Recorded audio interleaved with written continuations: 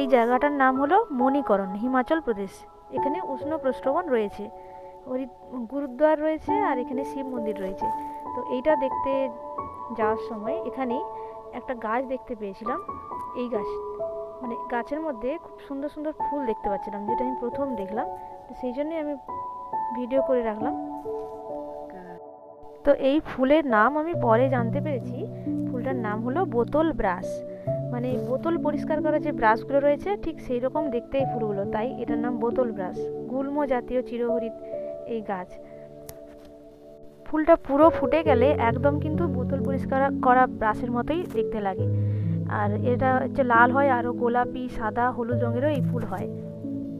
এই ফুলের গাছের উপকারিতা থাকলেও এর ক্ষতিকর দিকও রয়েছে, কিন্তু এই ফুলের রেণু থেকে অ্যাজমা, অ্যালার্জি এগুলো হতে পারে।